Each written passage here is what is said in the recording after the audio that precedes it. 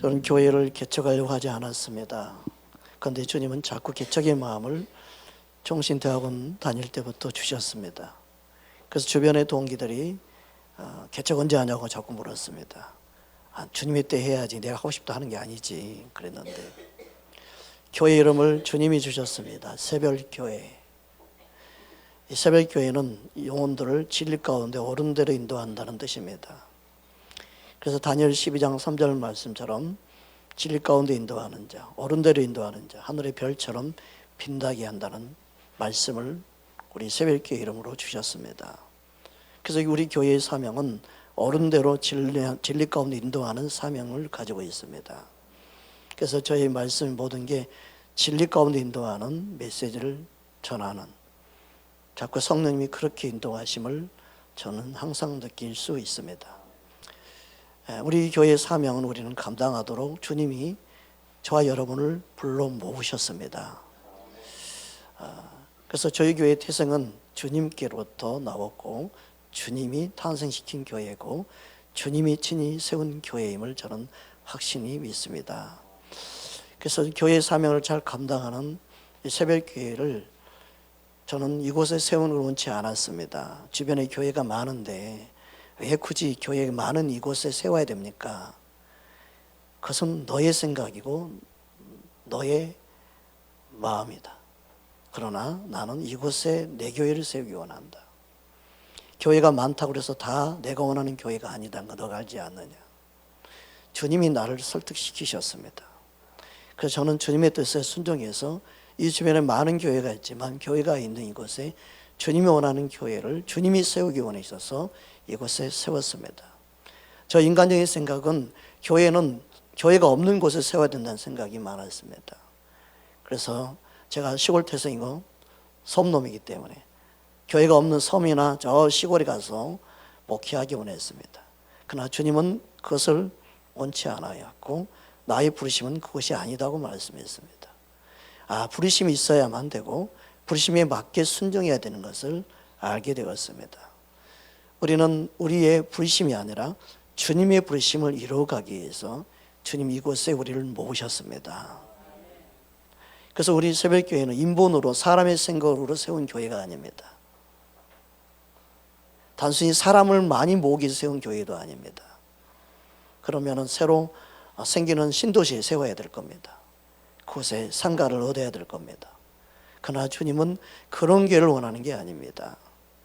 여러분, 우리 새별교회는 어디서 갈라서 나온 교회도 아닙니다. 그냥 주님이 세웠습니다. 맨 땅에 헤딩하듯 세웠습니다. 그 주님이 여러분을 불러 모으셨습니다. 그래서 우리는 주님의 뜻을 무엇인가 알고 주님의 뜻에 순종하며 가기 원합니다. 원수 마귀는 우리 안에, 우리 생각 안에 자꾸 사람의 생각을 집어넣습니다. 제가 개척해서 주의 음성을 듣고 가면서도 원수 마귀는 자꾸 저에게 다가와 속삭였습니다. 야, 너 크게 쓰임 받으려면 큰 교회로 가야지. 이 조그맣게 시작해서 언제 너 크게 쓰임 받을래? 항상 그렇게 속삭였습니다. 그때만 나는 예수 이름으로 그런 생각을 다 물리쳤습니다. 인본의 생각은 항상 우리에게 들어옵니다. 사람의 생각은 항상 우리에게 들어옵니다.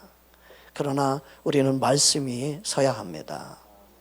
그러지 않으면 마지막 때 더 많은 영혼들을 흔들 겁니다. 여러분, 어제 대화 가운데 몇 분과 대화하는데 육의 범을 주님이 깨닫게 하셨는데, 육의 범은 큰 사람을 유기하는 것보다 어린 아이를 유기하죠. 말 잘 듣고 말 잘 따라오는 자들. 영적으로도 마찬가지입니다. 영적인 유괴범이 바로 이단들입니다.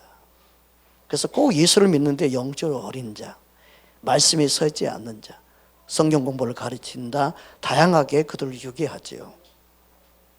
그래서 육신적으로 어린 자들을 유괴하는 것처럼 영적으로 어린 자들을 유괴하는 게 이단들입니다.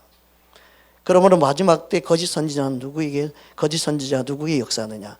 말씀에 서 있지 않는 자, 진리를 모르는 자, 그들을 유괴하는 거예요. 그러면 우리는 말씀에 서 있어야 합니다. 그래서 우리가 흔들리지 않는 자, 믿음 위에 서 있어야 되는 그 가르침을 주님은 계속 말씀하고 있는 겁니다. 여러분, 오늘 말씀을 통하여 좁은 문, 좁은 길이 무엇인지 깨닫기를 주의 이름으로 축복합니다. 참된 진리는 인자에 치우치지 않고 어미에 치우치지 않는 겁니다. 참된 진리는 인자와 어미의 중간이 좁은 길, 진리의 길입니다. 인자의 길을 넓혀버리는 사람들이 있고 어미의 길을 넓혀버리는 사람이 있습니다. 그럼 한쪽이 치우치는 거예요. 진리는요, 어느 한쪽에 치우치지 않아요. 인본의 자유주의에 치우치지 않아요. 오직 그냥 말씀 따라가는 거예요. 근데 인본은요, 인자함이 너무 지나치게 치우치게 되면 어떻게 될까요? 인본주의, 자본주의로 빠지고, 그리고 자유주의 신앙에 물들어서 내 마음대로 사는 것이 당연하게 느끼게 만들어버리는 거예요. 그래서 믿음 생활이 방종하게 되죠. 게으름과 나태함에 빠지게 되는 거예요. 그래도 나는 구원받았다고 생각에 빠지게 하는 거예요. 나는 그래도 하나님의 자녀들하는 착각에 빠지게 만드는 거죠. 또 어미에 치우치면 어떻게 될까요? 두려워 떨게 만들어요. 조그만 죄를 지어도 나는 구원받지 못하게 된다는 두려움에 빠지게 돼버려요. 그래서 삶의 불안전함과 혼돈에 빠져요.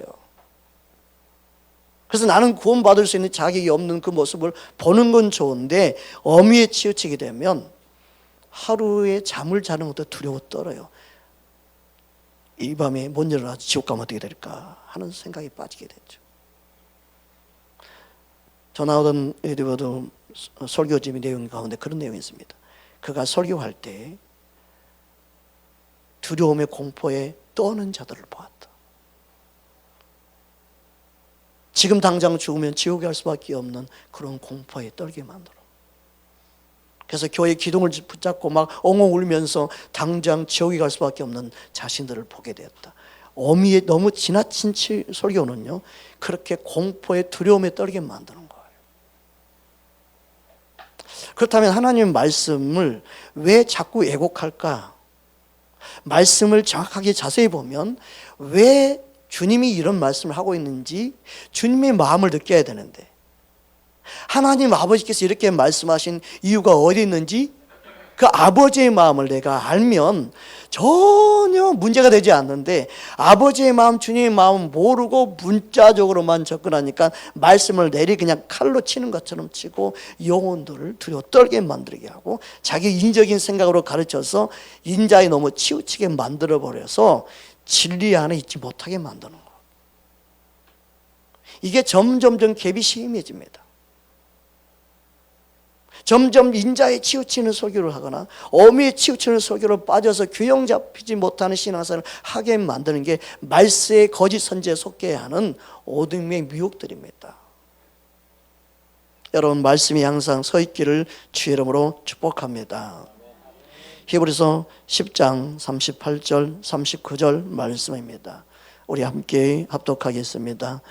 나의 의인은 믿음으로 말미암아 살리라.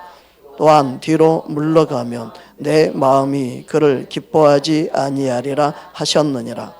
우리는 뒤로 물러가 멸망하는 자가 아니요 오직 영혼을 구원함에 이르는 믿음을 가진 자니라. 아멘. 뒤로 물러가게 되면 결국 어디에 빠지게 마느냐? 멸망에 빠지게 됩니다. 인자의 지나친 설교는요, 그 영혼을 멸망에 빠지게 만드는 거예요. 그래서 미혹이라고 그러는 거예요. 거짓 선지자의 특징이 미혹이에요. 그들은 양의 탈을 쓰고 나왔죠. 그래서 계속 인자만 말을 하죠. 성경을 뛰어넘는 인자를 말하죠. 그래서 어떤 사람들은 그렇게 이야기하죠. 결국은 지옥이 있어도 다 해결시켜서 다 하나님이 천국 보낼 것이다 하고 말하는 자까지 있죠. 하나님이 사랑의 하나님인데 지옥에 그냥 영원히 있게 하겠느냐? 어느 순간에는 해결시켜서 그들도 다 천국 가게 할 것이다. 소설을 쓰고 있죠, 완전히.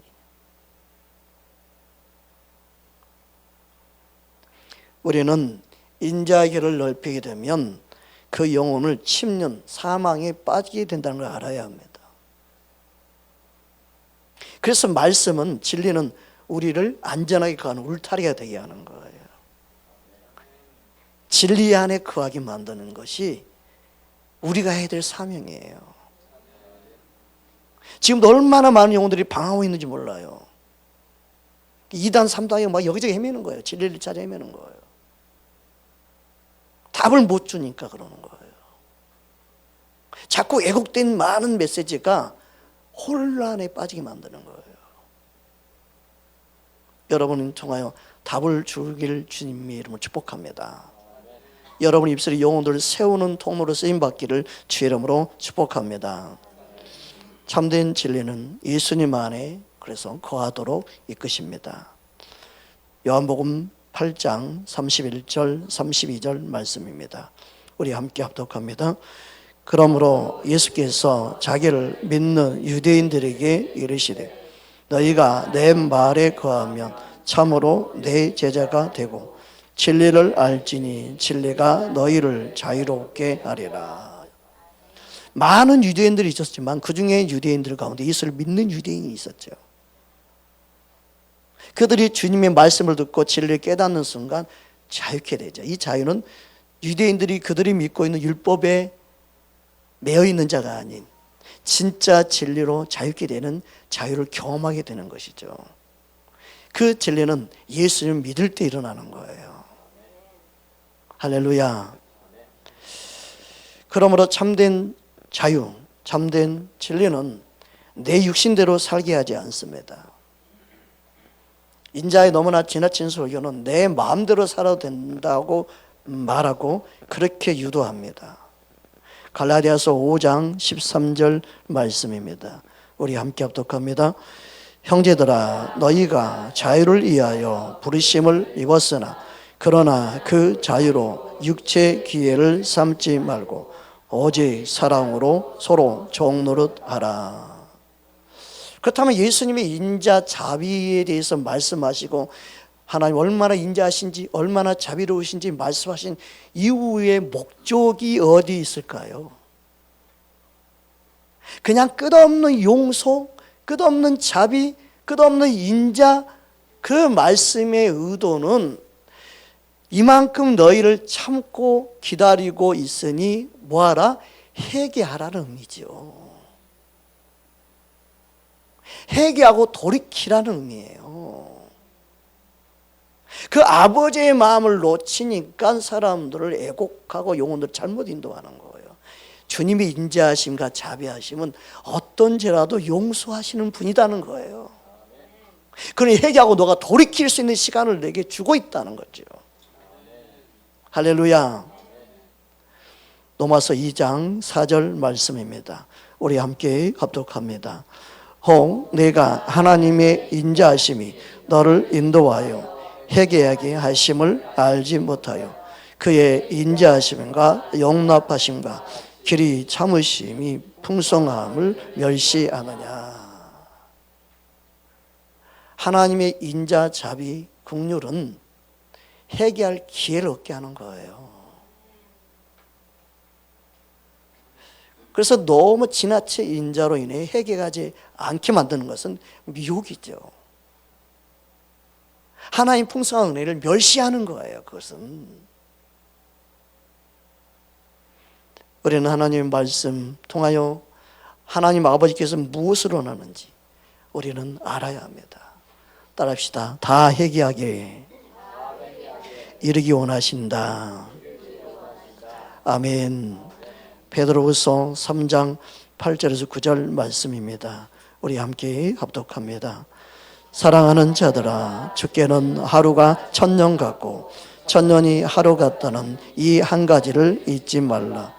주의 약속은 어떤 이들이 더디다고 생각하는 것 같이 더딘 것이 아니라 오직 주께서는 너희를 대하여 오래 참으사 아무도 멸망하지 아니하고 다 회개하기에 이르기를 원하시느니라. 아멘. 하나님이 인자와 자비와 긍휼을 베푸시는 이유는 회개할 기회를 주고 있는 거예요. 그 회개할 기회를 놓치면 영원히 멸망받을 수밖에 없기 때문에 우리는 회개할 기회를 얻는 지금의 은혜의 때, 구원의 때에 많은 영혼들이 돌아오기를 원해야 되죠. 한 영혼이라도 구원받기 원하는 게 주님의 마음이에요. 온수 마귀는 지금도 하나님 보좌 앞에 많은 영혼들을 정죄하고 고발합니다. 그러나 예수님은 그들의 고발을 다 백지하고 내가 그들을 위해서 죽었다, 내가 그들을 사랑한다 하면서 그 영혼들이 회개하고 돌이키기를 주님 원하시고 있는 거죠. 그 주님의 마음, 그 사랑을 깨닫고 알 때 우리가 자발적으로 주님 믿고 따르고 그 사랑을 우리는 예면하지 않고 사랑을 갚기 원하고 그 사랑이 이끌려 이 땅을 믿음으로 이기는 자의 삶을 살아갈 수 있는 것이죠. 여러분, 주님의 마음을 더 깊이 깨닫기를 주의 이름으로 축복합니다. 어미에 치우치게 되면 무슨 문제가 생겨요? 어미에 치우치는 순간 죄책감에 사로잡힙니다. 죄책감에 사로잡힌다는 것은요, 어둠에 눌립니다. 예수님의 사랑과 예수님의 십자가 은혜를 놓쳐버리게 됩니다. 복음의 능력을 상실해버리게 됩니다. 그러면 어미는 뭐에 다시금 노예가 되게 해요? 율법 아래 매게 만들고 율법의 노예가 되게 해버려요. 그래서 스스로 자꾸 복음에서 이탈되어진 눌리는 것을 경험하게 되고 마음에 하나님의 나라가 깨트려진 것을 경험하게 되고 기쁨을 놓치게 되고 예수 믿는 게 그냥 모든 게 그냥 말짱 도루묵으로 만들어버려요. 그래서 인자에 치우쳐서 안 되지만 어미에 치우치는 것도 안 되는 거예요. 그것도 진리가 아닌 거예요. 로마서 8장 1절 2절 이 말씀이 믿어지기를 주의 이름으로 축복합니다.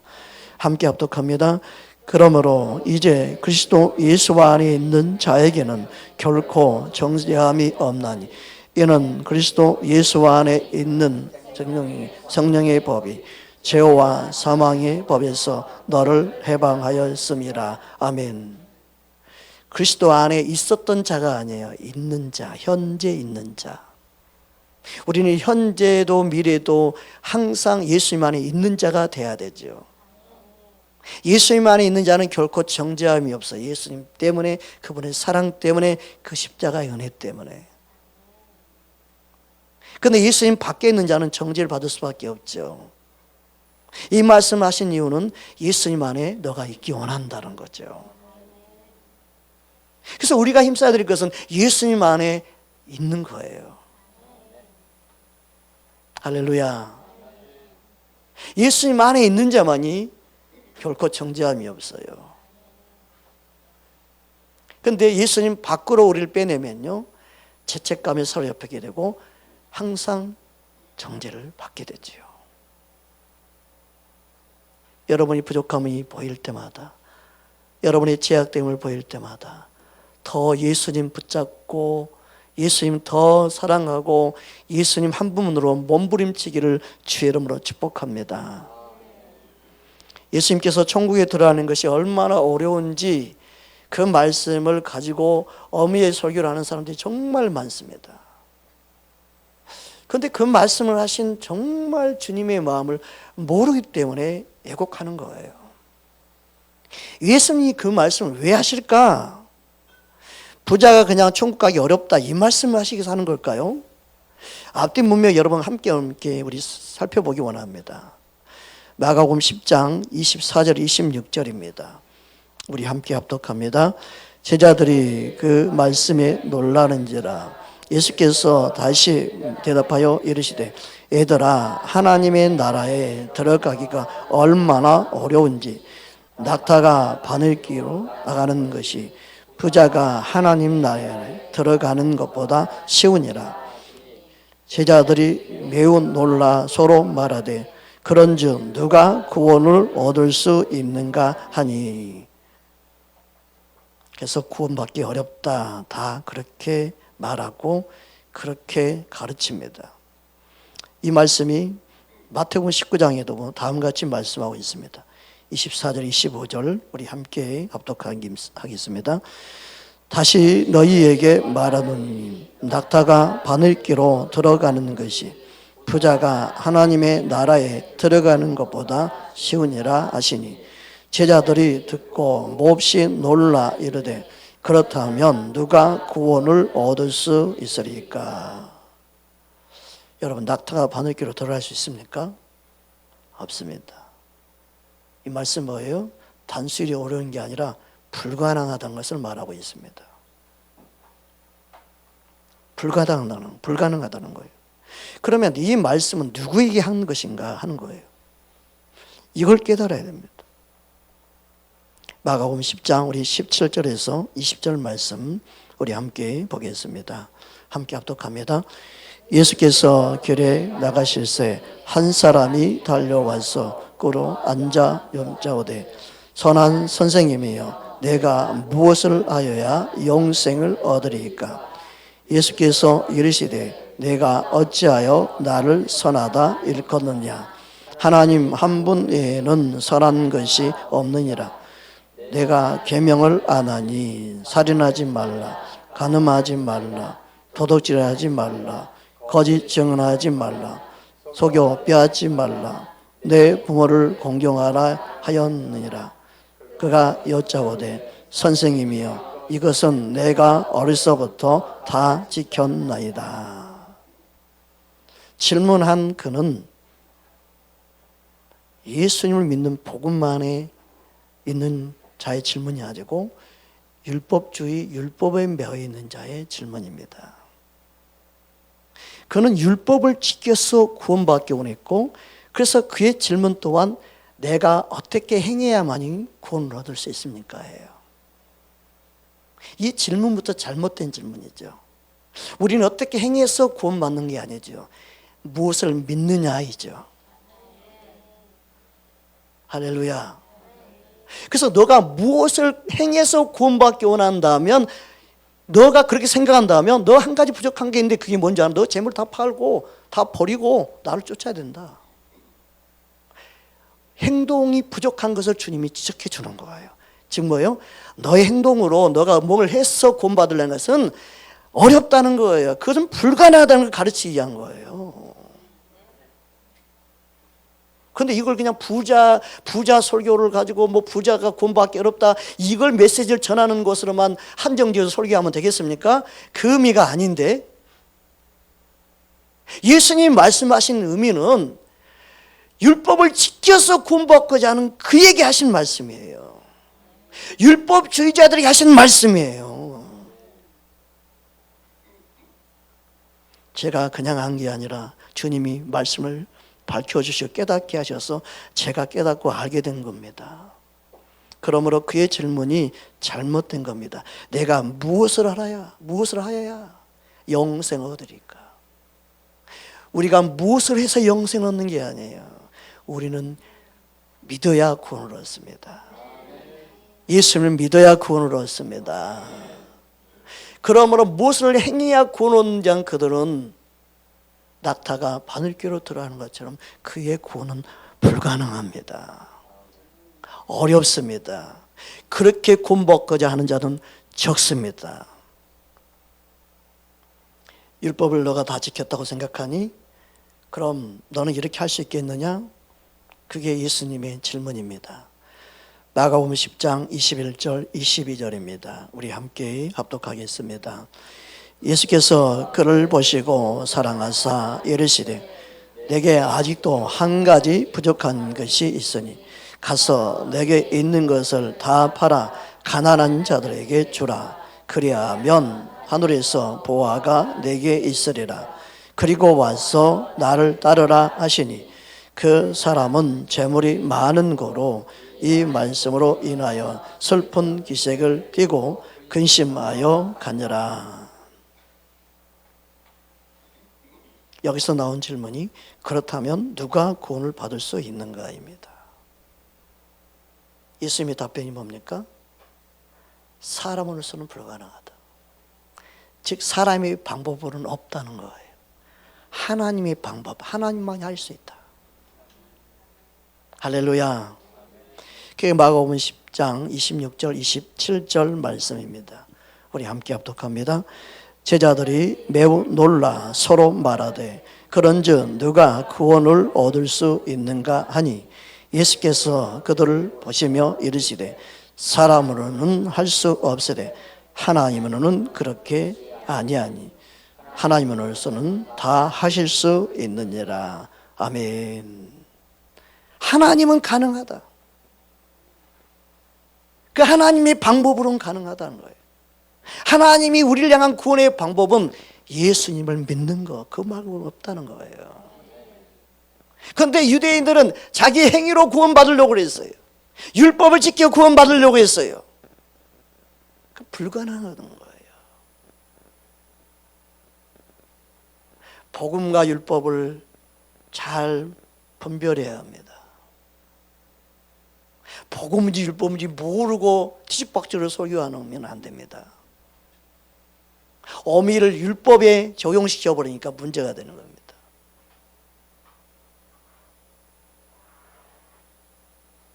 그래서 예수님이 하신 말씀이 뭡니까? 바로 하나님이 할 수 있다. 그래서 어떻게 행해가 아니라 어떻게 믿느냐가 문제죠. 무엇을 믿느냐가 문제죠. 그래서 우리가 해야 될 하나님의 일은 뭐예요? 믿는 거다는 거예요. 할렐루야. 여러분 말씀이 탁탁탁 이렇게 진리가 그냥 이렇게 맞아 떨어지는 걸 여러분 경험되지 않습니까? 요한복음 6장 28절 29절 말씀 보겠습니다. 우리 함께 합독하겠습니다. 그들이 묻되 우리가 어떻게 하여야 하나님의 일을 하오리까? 예수께서 대답하여 이르시되 하나님께서 보내신 일을 믿는 것이 하나님의 일이니라 하시니. 그러므로 우리는 하나님이 보내신 자 예수 그리스도를 믿는 것이 우리가 해야 할 일이에요. 교회는요 예수 그리스도를 믿게 하는 곳이에요. 그게 교회 공동체가 반드시 해야 될 일이에요. 아무리 복지가 좋고 아무리 구제를 많이 하고 아무리 선한 일을 많이 해도 예수님을 믿는 일에 열심 내지 않으면 안 되는 거예요. 교회의 머리는 예수님입니다. 우리는 이 사실을 기억해야 됩니다. 그래서 예수님만이 우리의 유일한 구원자임을. 할렐루야. 예수님이 돈 많은 자에게 돈 많은 자에게 부자에게 재산을 다 하나님께 바치라 그 의미가 아니에요. 우리의 행위로는 구원받을 수 없다. 우리 방법으로는 구원받을 수 없다. 너가 나를 믿어야 된다. 예수님을 믿어야 된다. 그것을 말씀하시기 위함이에요. 우리는 주님의 마음을 알아야 합니다. 케네스 긴 목사님의 저서 가운데 보면 어미 가운데 가르치는 자들 향해서 다음같이 말씀했어요. 그들은 당신이 작은지라도 범하는 순간 당신은 구원을 잃어버리게 되었다고 말하고 그렇게 생각하게 만듭니다. 그들은 하나님이 파리가 날기를 기다렸다가 날면 후려쳐서 잡으려고 하는 파리채를 잡고 있는 사람같이 여기고 그렇게 가르칩니다. 여러분 우리 영혼이 제일 한 번만 잘못하거나 잘못 넘어지거나 하면 파리채를 잡고 파리를 잡는 것처럼 하나님 우리를 그렇게 다루시는 분이 아닌데 어미에 치우치는 많은 사람들은 그렇게 영혼들을 두려워 떨게 만든다는 거예요.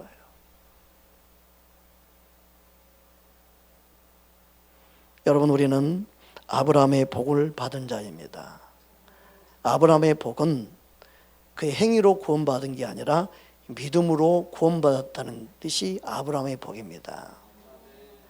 아브라함의 복은 믿음으로 구원받는 것을 말씀하기 위함이죠. 믿으십니까? 그래서 갈라디아 3장 9절 11절에 보면 아브라함의 복에 대해서 다음같이 말씀하고 있습니다. 우리 갈라디아서 3장 9절 11절 말씀입니다. 함께 합독합니다. 그러므로 믿음으로 말미암는 자는 믿음이 있는 아브라함과 함께 복을 받느니라. 무릇 율법 아행에 속한 자들은 저주 아래에 있나니 기록된 바 누구든지 율법책에 기록된 대로 모든 일을 항상 행하지 아니하는 자는 저주 아래에 있는 자라 하였음이라.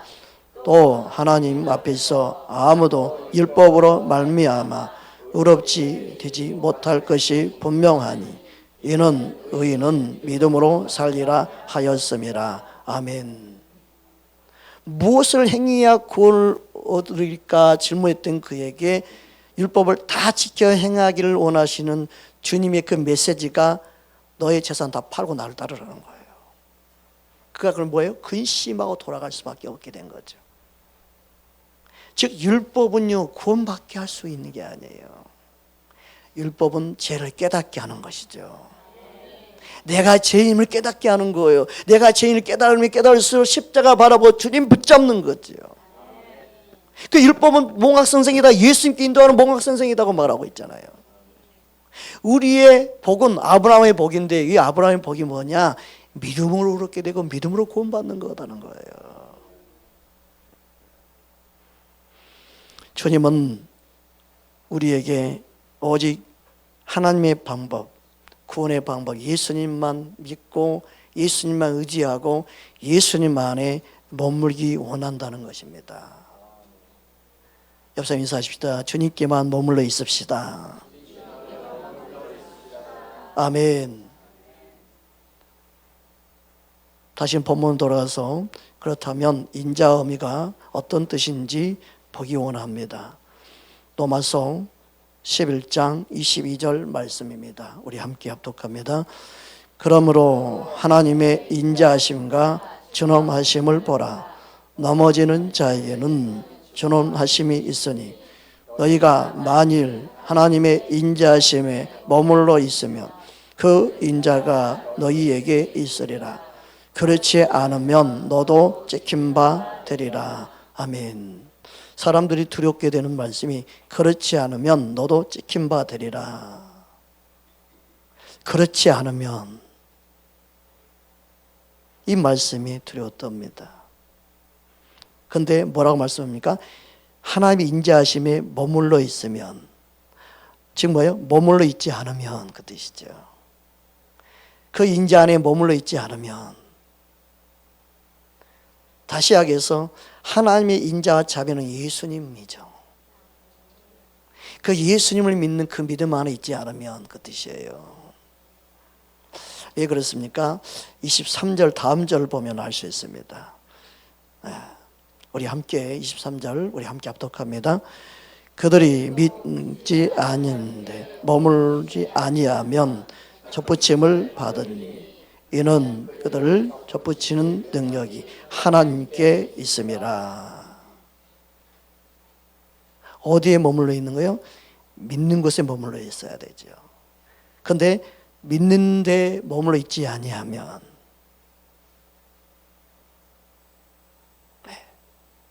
우리는요 믿는 데 머물러 있어야 돼요. 믿지 아니하는 데 머물러 있으면 안 되죠. 믿는 데 머물러 있어야 되죠. 믿지 아니하는 데 머물러 있으면 안 되죠. 그래서 믿지 아니하는 데 머물리지 아니하면 그랬잖아요. 참 한글 성경 어렵게 만들어놨어요. 그래서 믿는 데 있으면 접붙임이 있고 그 말이에요. 믿지 아니하는 데 머물러 있으면 접붙임이 없죠. 그러니까 예수를 믿을 때 우리는 예수님께 접붙임 받는 거죠. 네. 예수를 믿지 아니하는 곳에 있으면 접붙임이 없는 거예요. 그들은 찍힙니다.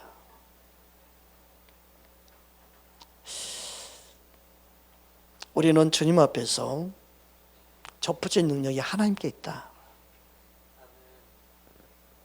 그리고 우리가 구원에 대해서 말할 수 있는 유일한 원인과 또한 동기와 목적, 모든 것이 예수님뿐이에요. 그래서 예수님께 머물도록 우리는 힘써주고 예수고 예수님에 머물도록 돕는 것이지, 그 구원에 가는 건 하나님의 능력이에요. 할렐루야. 하나님의 능력 안에 예수님 안에 머물도록 우리는 힘써주고 그 목적으로 교회 공동체가 있는 거죠. 믿으십니까? 그러면 이 말씀이 보세요. 온 가지는 뭐냐면 이스라엘 백성이죠. 온 가지는 이스라엘 백성들이에요. 그런데 그들이라 할지라도 믿지 아니하면 버림받고, 믿지 않으면 그들이 찍힌바 된다는 거예요. 누굴 믿느냐 믿지 않느냐, 이것을 말씀하시기 위함이에요. 왜 찍힌바 됐어요? 온 가지지만 온 가지라 할지라도 믿지 않으니까. 누구를? 예수님을. 이 말씀하신 이유와 목적도요, 예수님을 믿게 하기 위함이에요. 예수를 믿지 않으면 아무 소용없다는 거예요. 누구 자녀로 태어난 이게 중요한 게 아니다. 이스라엘 백성으로 태어났다도 상관없다. 예수를 믿어야 된다. 구원자는 예수님 뿐이니까. 할렐루야. 그래서 앞부분을 보면 19절로 가보겠습니다. 19절 20절 우리 함께 합독합니다. 그러면 내 말이 가지들이 꺾인 것은 나로 접붙임을 받게 하려 함이라. 옳도다. 그들은 믿지 아니함으로 꺾이고 너는 믿었으므로 섰느니라. 높은 마음을 품지 말고 도리어 두려워하라. 여러분, 이스라엘 백성들이 이스라엘 백성으로 태어났다고 해서 하나님의 말씀을 외면해 버리고 하나님이 구원자인 예수를 믿지 않으면 그들은 찍혀버린 거예요. 믿지 아니함으로. 예수님이 말씀하시는 진짜 이유 목적은 예수님만이 구원자임을 말씀하기 위함이에요. 그런데 이런 말씀을 아무데나 적용시키고 두려워 떨게 만들고 어미의 말씀으로 너무 지나치게 설교하는 자들이 너무너무 많습니다. 왜 아버지의 마음을 모르죠? 왜 예수님 마음을 모르고 가르치죠? 진짜 진리를 모르기 때문에 그러는 거예요. 말씀만 가지고 칼질하면 되는 거 아니에요. 말씀만 가지고 단일 선포하면 되는 게 아니에요. 아버지의 마음을 알아야 돼요. 주님의 마음을 알아야 돼요. 여러분, 누가 어떤 말 하더라도 그 사람의 마음을 모르면요, 그 말에 오해가 생겨요. 사람과의 대화도 마찬가지입니다. 부부간의 대화도요, 상대의 마음을 모르고 그냥 말만 들으면요 100% 오해만 생깁니다. 말한 사람의 마음을 알아야 돼요. 글자 문자의 한계가 있어요. 그래서 성령 안에 우리는 깨달아야 되는 거예요. 성령님만 우리를 진리 가운데 인도하는 영이에요. 그러니까 기도하지는 않고 말씀이 무슨 뜻인지 주님께 여쭤보지도 않고 주님 앞에 믿음으로 무릎으로 꿇지도 않고 성령 인도하는 받지도 않고 말씀만 가지고 전한다고 해서 전하는 게 아니에요. 아버지의 마음을 알아야 돼요. 주님의 마음을 알아야 돼요. 말씀하신 의도가 무엇인지 알아야 돼요. 그걸 성령을 통해서만 알 수 있는 거예요. 우리 머리로 알 수 있는 게 아니에요.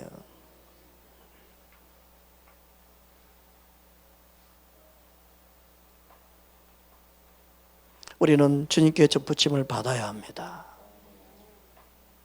예수님께 접붙임 받는 것은 믿음으로만 가능합니다. 우리 행위 있지 않습니다.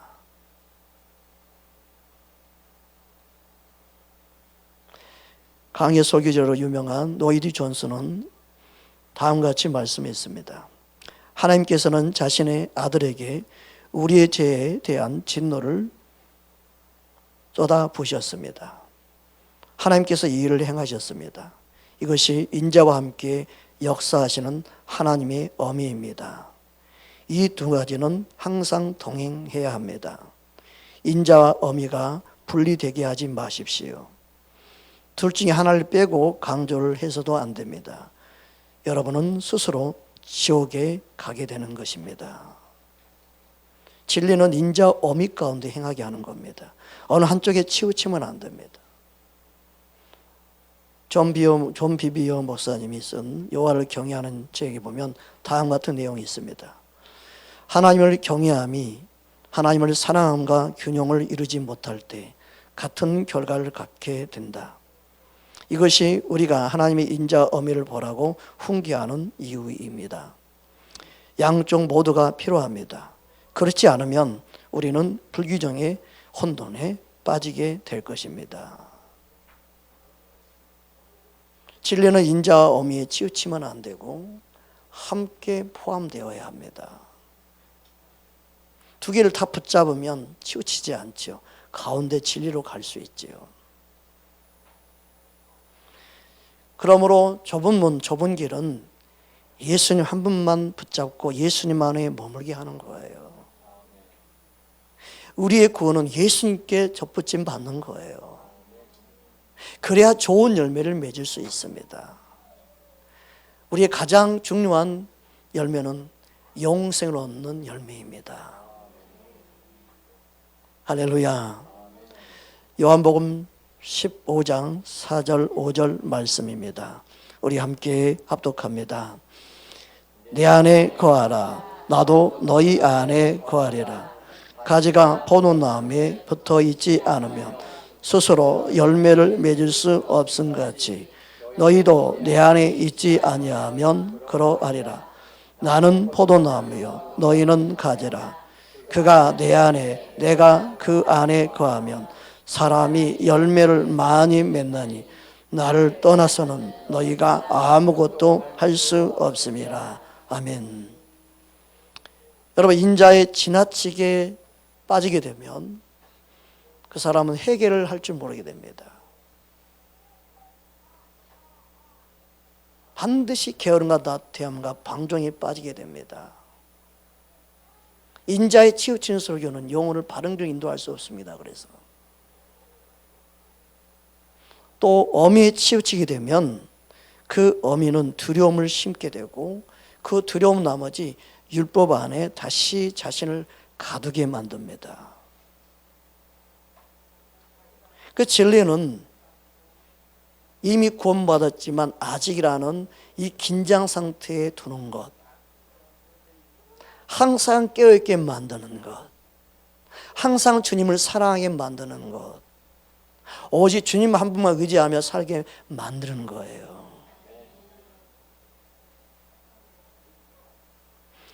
여러분, 그러기 위해서 우리는 우리의 생각을 내려놓고 진리의 성령을 의지해야 합니다. 성령은 진리 가운데 인도하는 영입니다. 사람이 지나친 관심, 그게 사람의 인자와 사람이 만드는 사람의 인자와 사람이 만든 사람의 어미에 빠지는 것이 미혹입니다. 두려워 떨게 만드는 거예요. 그래서 우리는 항상 말씀을 대할 때나 말씀을 들을 때나 항상 내 안에 거하시는 진리의 영신 성령을 의지해야 합니다. 성령은 진리 가운데로 예수님께로 인도하는 영이기 때문에 그렇습니다. 사람의 영에 속지 마십시오. 사람의 가르침에 속지 마십시오. 사람의 잘못에서는 선한 것이 날 수 없습니다. 우리는 성령 인도함 따라 모든 걸 행해야 합니다. 그 사람의 가르침이 인자에 빠지게 만들고 어미에 빠지게 만듭니다. 자기의 분노에 빠지고 자기가 심판주처럼 말하죠. 우리는 오직 예수님을 따르게 해야 합니다. 그 은혜가 우리 모두 있기를 주님으로 축복합니다. 요한복음 16장 13절입니다. 우리 함께 합독합니다. 그러나 진리의 성령이 오시면 그가 너희를 모든 진리 가운데로 인도하시리니 그가 스스로 말하지 않고 오직 들은 것을 말하며 장래 일을 너희에게 알리시리라. 아멘. 하나님 말씀을 가르치고 전한 자는 스스로 말하는 게 있으면 안 됩니다. 자기 생각, 내 생각에는 이런 말을 하면 안 됩니다. 말 그대로 내 생각은 내 생각일 뿐이에요. 우리는요, 스스로 말한 자가 되면 안 됩니다. 항상 말씀을 말한 자가 되어야 합니다. 성령 인도함 따라 말하기를 우리 힘써야 합니다. 그래서 영혼들을 주께로 인도하는 저와 여러분 되기를 우리는 원하고 그렇게 기도하며 달려가기를 주의 이름으로 축복합니다. 우리 함께 찬양하겠습니다.